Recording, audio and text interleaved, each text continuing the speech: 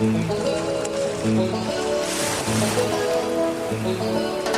listening to Binging the Devil's Fruit, a One Piece manga read-through podcast where sometimes during the binge we take a break, kick back, and put on a movie or TV special. And sometimes we even bring along friends.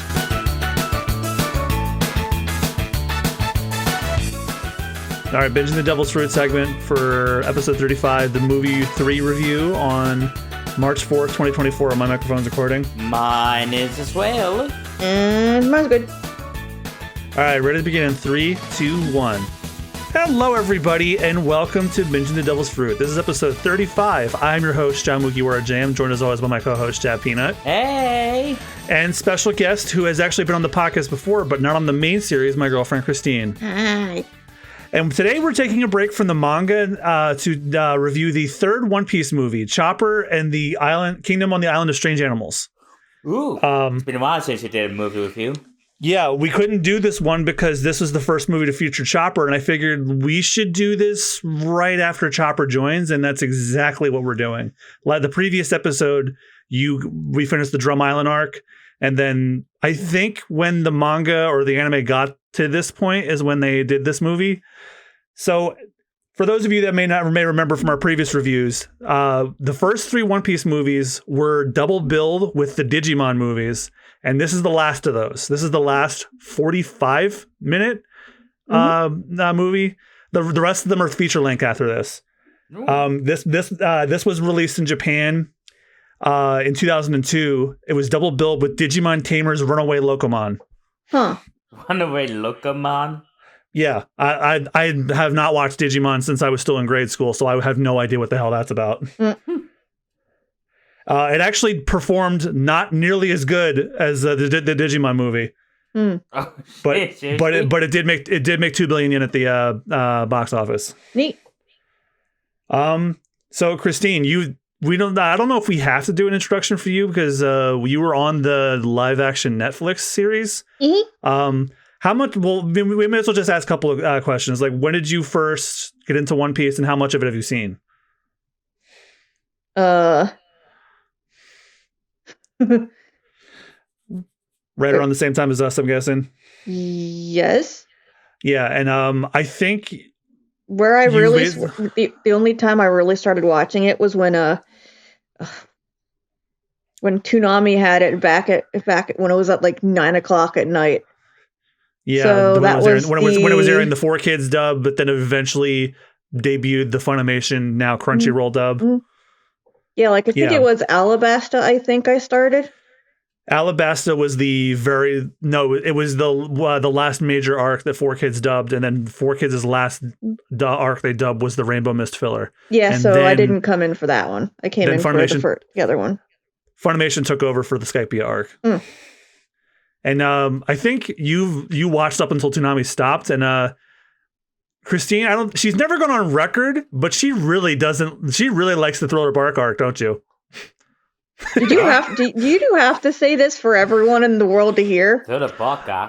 Thriller Bark is an arc that comes out later. Christine does not like it. I'm actually watching it with my grandmother right now, and we'll talk more in depth about that one. We'll talk more in depth of that one. Austin, you may or may not like that one. It's going to be a while before we get there, but for now, let's review Chopper and the Kingdom of the Island of Strange Animals. My God, that title is long. That's my first complaint, and I haven't even watched it again. Like, okay, so prefacing once more, I've seen every One Piece movie except that weird 3D one that, yes, we will review at some point when we get there. Oh, boy. And the first 7 of them are not dubbed. So, but if you want to watch along with us, Austin, why don't you tell them where they can watch along with us? Head on over to our Patreon Super Bonus Round. Patreon.com/Super Bonus Round, where not only do you get access to episodes 1 week before they go out on YouTube, Spotify, Apple, so on and so forth, you also get exclusive access to the commentary track where you can watch the movie along with us. That does not include the Netflix show. We did not do our commentaries for that, but for these movies and specials, you'll find commentary tracks for that. So with that being said, why don't we check out Chopper's Kingdom on the Island of Strange Animals? You guys ready? Uh-huh.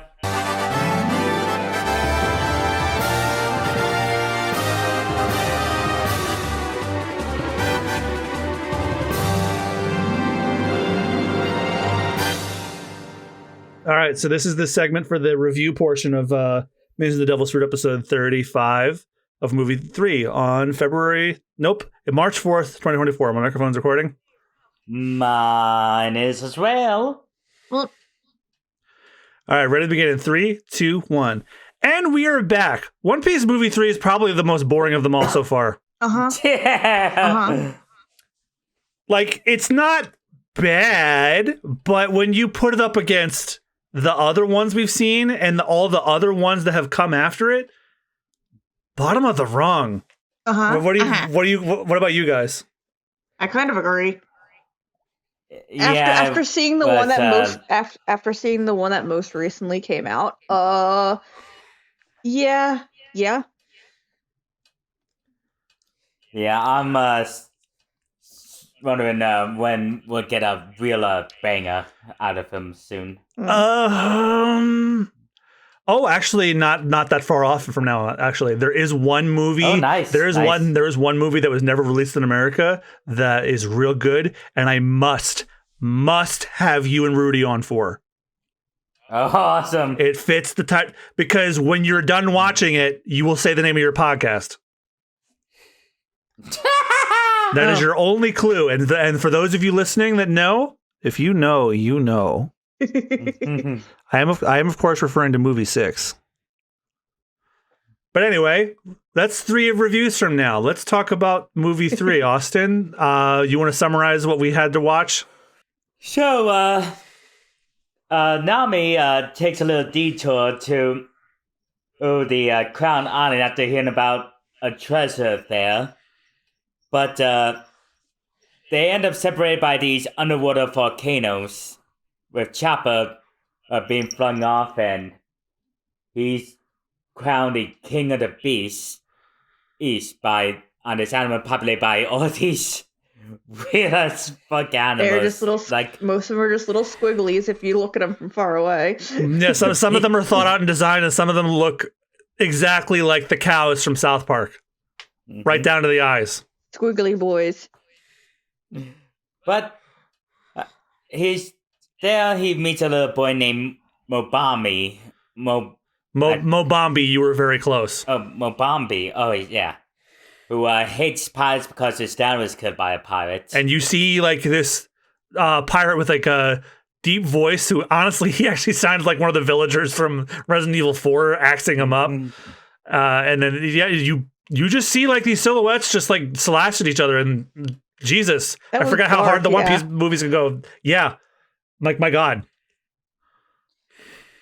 I wasn't expecting that to go there, though. I was like, wow. At the same time this One Piece. Yeah, and Mobambi insists that Chopper is the new king. But during that time, there's a gluttonous hunter named Count Battler who's after the treasure of the island. Yeah, so the subtitle version we were watching calls him Butler, but officially his name is as Earl Battler. Huh. So Austin, you did not get that wrong. As far as he's officially known as Battler, which is okay. Yeah. So, as Luffy and the rest of the crew are trying to find him, they run into Battler and his real fucking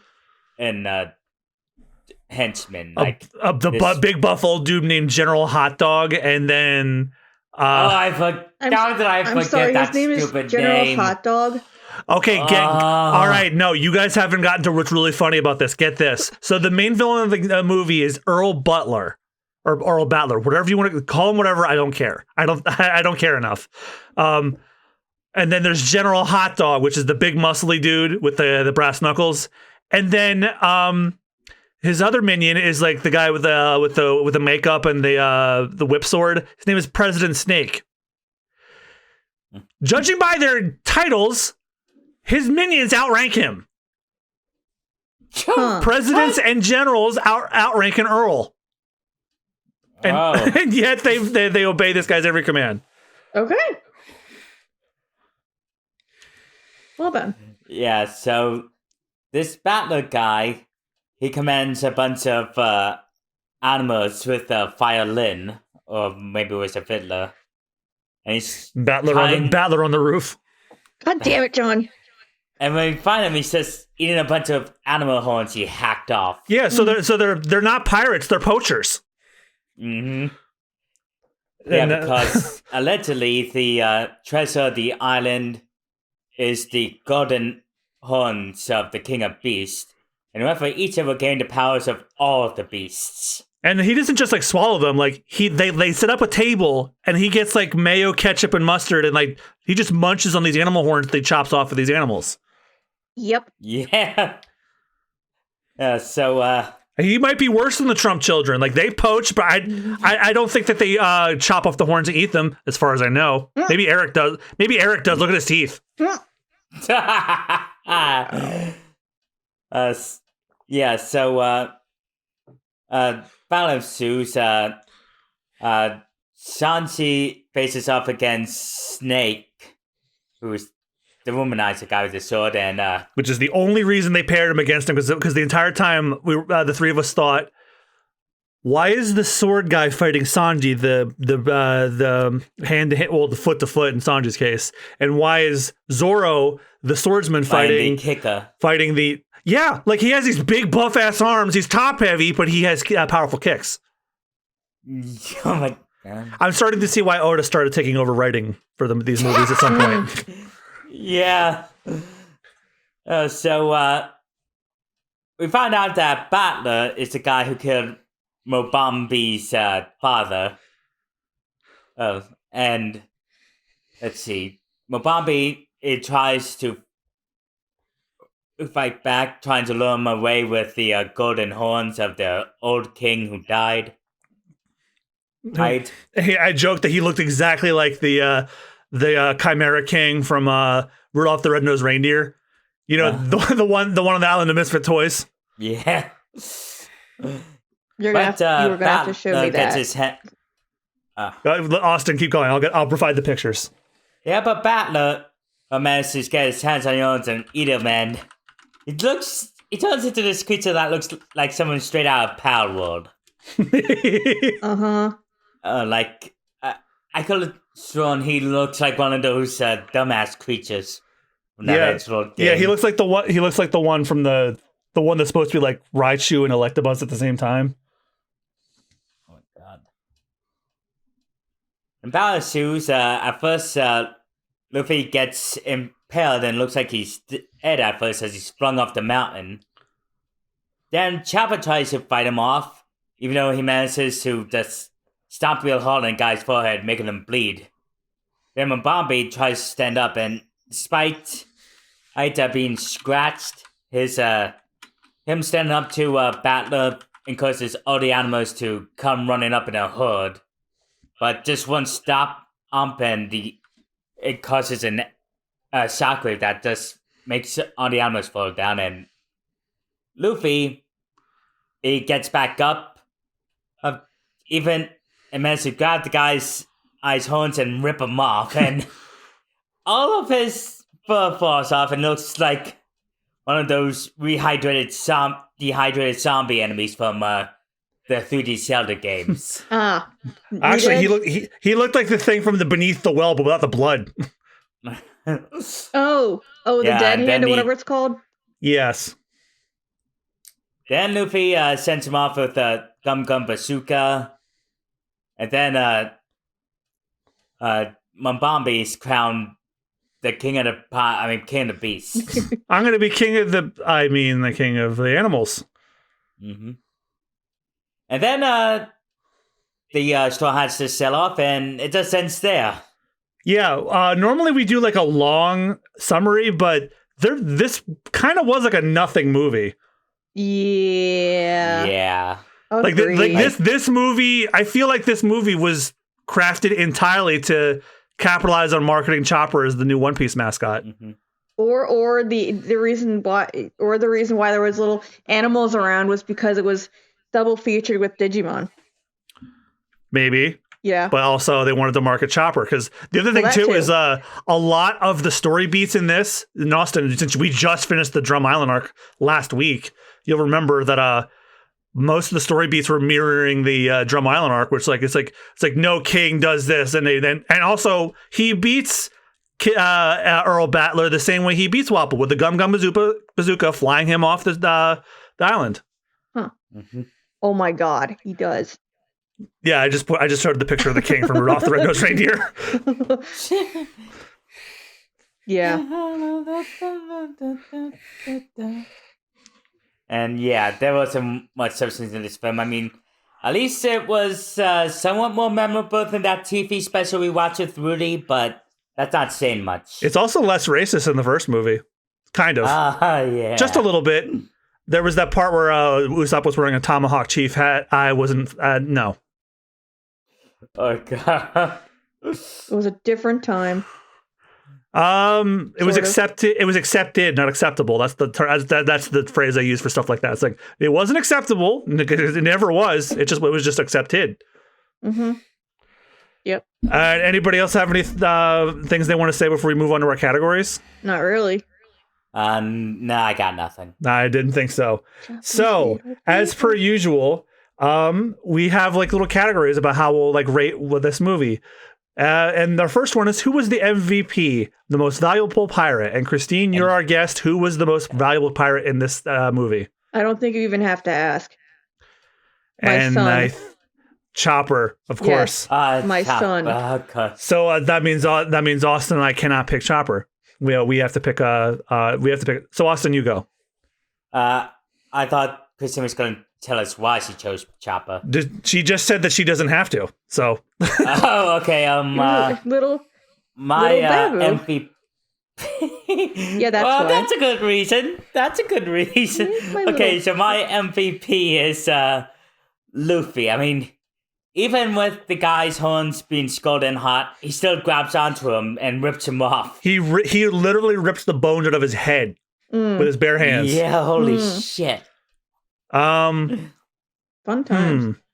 Damn it, you took mine, Austen. Because even though this is Chopper's movie, Chopper barely did much except run around and look cute, which is the entire point. I get it, but that doesn't mean the movie's good because of it. Nope. I know who I'm picking for least valuable pirate, but I'm not going to tell you guys because I don't think you're going to think of it. The most valuable pirate, I think. Fuck! This is a hard one. Sorry. I'm still Chopper from you guys. I'm going to go with Usopp because as much as his plans sucked in trying to get through everything, like he's the one who thought of the animal disguises. He's the one who thought about rounding up the horn eaters. And he also has the unintentionally funniest joke in the movie, the Usopp boomerang. Mm-hmm. And the whole thing is like it doesn't come back, which, like in the show, it doesn't come back. Mm. Unless it comes up in another movie and it's a running gag, that never comes back. Mm. And again, he threw it as a distraction for the torn haters. It's gone. He doesn't have that anymore. Mm. Yeah. All right. Who was the LVP? I'm going first. I'm going with Sir not appearing in this film, Princess Vivi. Where the fuck was she? I didn't even notice she was gone. Notice until you brought it up at the end of our commentary. Yeah, I'm so disappointed. Like, Vivi is Christine's favorite character. I'm disappointed in you, and I'm disappointed in you, Austen, because we just read this, and Vivi is so prominently part of the arc that, like, no, I'm more disappointed in Toei Animation for not putting her in this movie at all. Oh, God. Yeah, that's a really big plot hole. What would have really made the movie funnier for me would be if, like, at the end of all this, like, she comes out of the bed and is like, oh, I just woke up. Did I miss anything? But no, we weren't even granted that. That would have been hilarious. Well, so I'm of two opinions about where this movie could take place. It's like it either takes place right after they get... No, actually, it really should take place right after Chopper joined because, like, you know, he still gets accustomed to the crew. He's well accustomed by the end of Alabasta and before their next person joins, but it's going to miss not appearing in this film, which is also the idea I wanted to present to you about how under the thumbnail. The Sir not appearing in this film baby from the beginning of Monty Python, just put Vivi's head there instead. Oh, God. All right. Okay, guess it's my turn. You were second last time, Christine. Who was the least valuable pirate in this one? Who do you think was the champion of doing nothing in this film?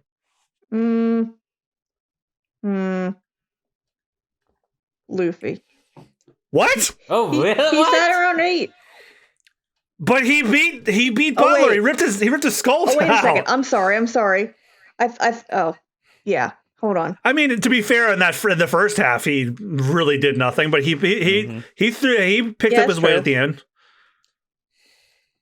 Yeah. Yeah, and he did get hypnotized by that exact same fiddle stuff as those beasts. Well, okay, great. It happened. Great stuff. He did stuff in the second half, but he did nothing but stuff his face in the first half of the movie.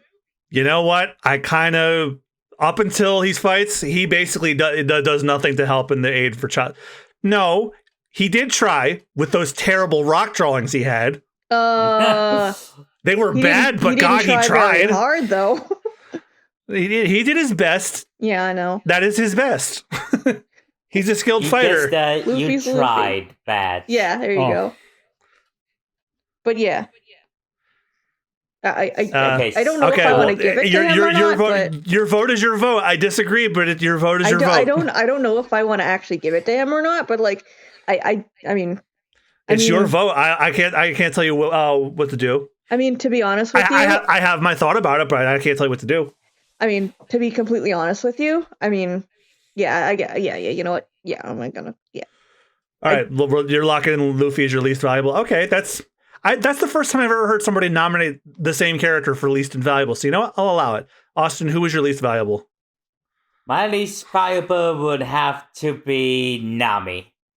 Really? Yes, he didn't really do much in this movie. No, except maybe kind of betray the Straw Hats just to get information about the gold. But she didn't really have to because Battler he blabbed everything to begin with. Do much in the first place. So she threw that plan away and then did not much after that. Yeah, to be honest with you, I do kind of agree with that. Austin, I really thought you were going to say Mobambi. No, yeah, at least he grew a spine, but Nami didn't really do much in this, aside if I wanted to find a treasure. It's just like that Instagram meme. I'm doing my part. I didn't do fucking shit. That's where Nami was. Yeah, you know what? Yeah. All right, so that was our character category. So next is best scene, and our guest once again gets the best scene in the movie. What was your favorite scene in the movie? Shoot. Was it that forgettable that you don't remember it now? Do you want me to answer that? I think I know. I don't think I have to ask, even though I did. Why don't we give it to Austin first and see if... Why don't we all go first and we'll help you remember. Austin, you go next. Best scene for you. When Luffy just rips up Battler's horns off and he turns into that fucking skinny, pale man. Yeah. That's my favorite scene. Yeah, it's not... I was not expecting that transformation at all, and Jesus, he somehow looked more terrified than his beast form. And it was only for a couple of frames before Luffy just kicked him out of the movie and the series forever. For me, it's going to Usopp Boomerang. It doesn't come back. That's going to stick with me for so long. That is going to stick with me forever.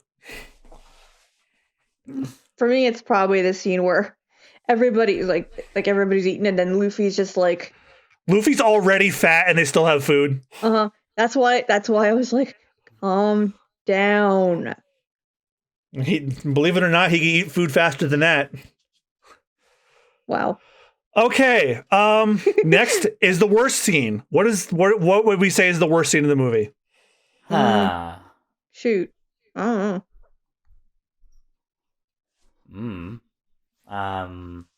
Let me think.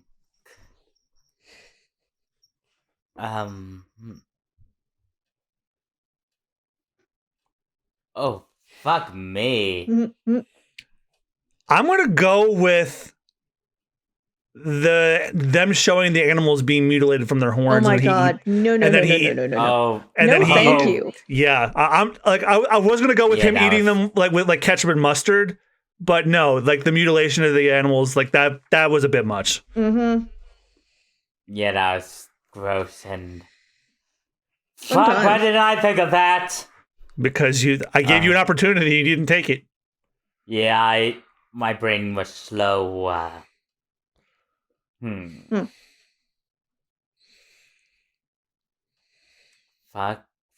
Fuck. Christine, you want to go pick one while he's thinking? I mean, what are we talking about? Worst scene. What do you think is the worst scene in the movie? I'm gonna agree with you. I don't think you can pick the same one. No, you had to choose a different scene. There is a scene involving horns that you could pick that I didn't. Hmm. I've Which one already did- mentioned it. Which one did you pick? I picked where they were chopping them off. Oh, But then there's something else terrible he does with the horns, like not even 3 seconds later. Wait, I just saw one. Okay. This yeah. You know what? Yeah, go ahead. the scene where this elephant just arrives with a Oh, big ass smile with human teeth. The cracked out elephant. Yeah, and it looks like he just did I like love the cracked out elephant. long line of cocaine. Like, how long of a line do you think an elephant can snort up its trunk? I don't know, but I ain't forgetting this. Woo! That's the worst scene in my opinion. Oh fuck that my controller. Uh-oh. Yeah. Okay, Christine, I guess it's your turn. Yep, she's I don't know. You guys kind of got got the worst scenes, I guess. Because I mean, I got guess the hardest to watch. I guess any scene where my little baby gets hurt. Oh, I'll take it. Okay, I- we'll take it. For a second, I thought you were gonna go anytime you saw any of the South Park animals. No, but that's a close second. They're freaking hysterical. All right, so I don't know if we should really do this one because this one barely had any. What do you think for this episode? Should we skip best and worst fight? Because there was only like 3. Yeah. Yeah, skip might 'em. as well. Yeah, like when the crew gets bigger, I think we can adjust this rating. Mm-hmm. So next is review the villainy of the villain. How villainous was this villain compared to past One Piece movies?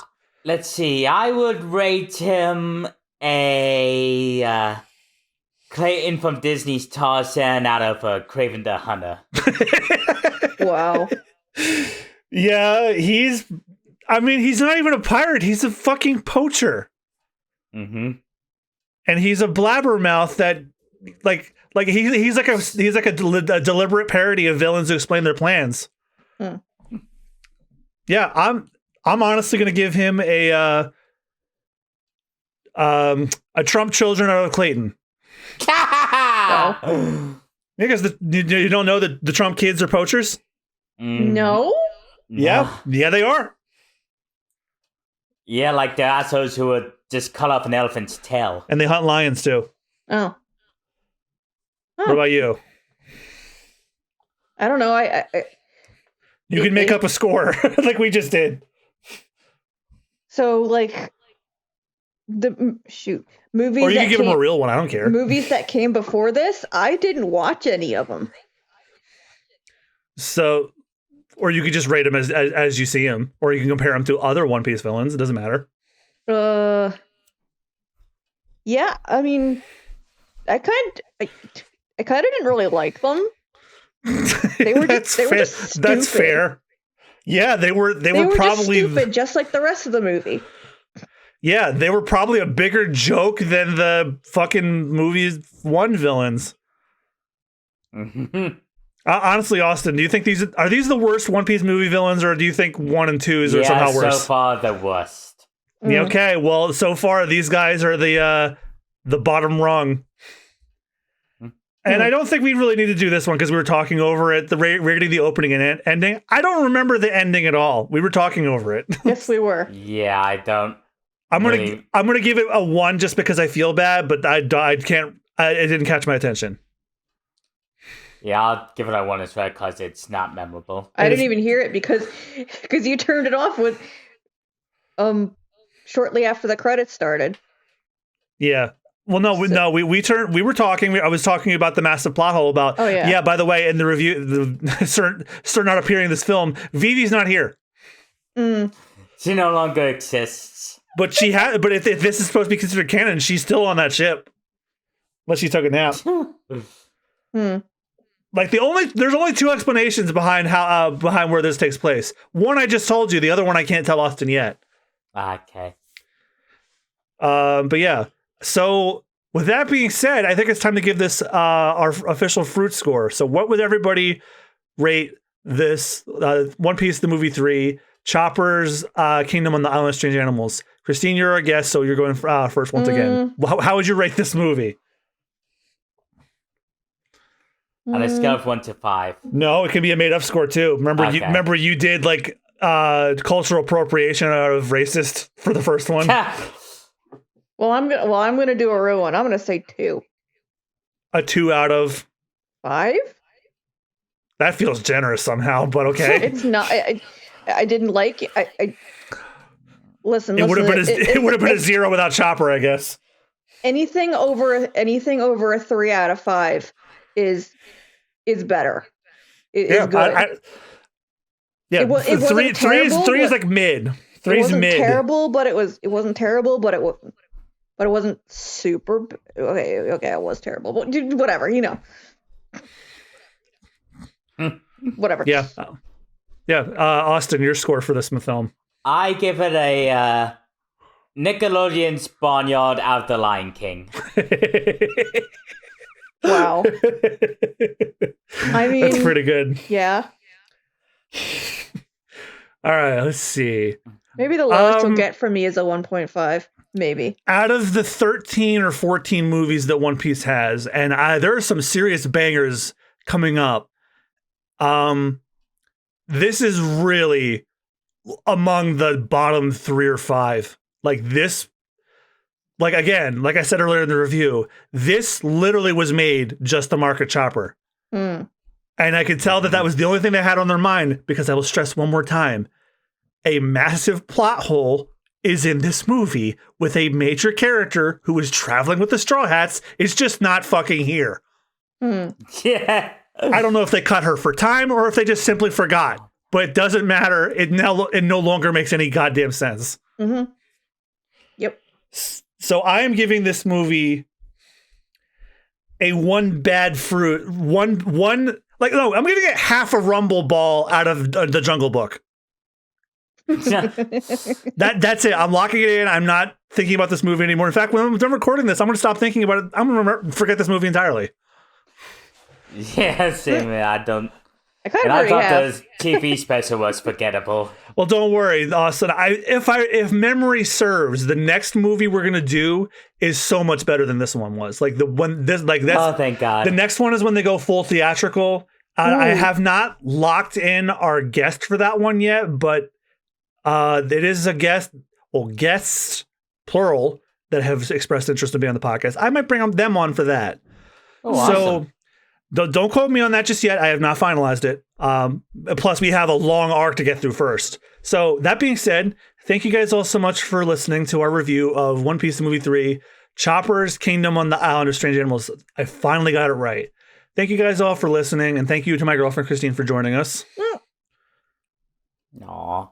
And next time on Binging the Devil's Fruit, we will return to the manga in episode 36, where we, as in me and Austen, will be covering chapter 156 to 160, the real beginning of the Alabasta arc coverage on our get ready, Austin. It's our longest one yet. Oh boy. We'll be in this one for a while. Until then, I've been John Mugiwara JM. I'm Chad Peanut. I've been Katrina Yoko 55. And remember, when binging the Devil's Fruit, make sure to take time to eat it slowly. Especially if you really want to add some spice to it, maybe add some ketchup, mustard, mayo, and some horns. All right, have a good night, y'all, or good day or good night. Goodbye. Bye-bye. Wow. Thank you for binging the Devil's Fruit with us today. If you'd like to enhance your binging experience even further, for just $3 a month, not only do you get access to episodes 1 week before they go live for the public, you also get exclusive access to our commentary tracks for our One Piece anime movie special reviews on our Patreon. The review episodes themselves will always be free to all listeners, but if you want the commentary tracks, that's patreon.com/superbonusround. Thanks for your support.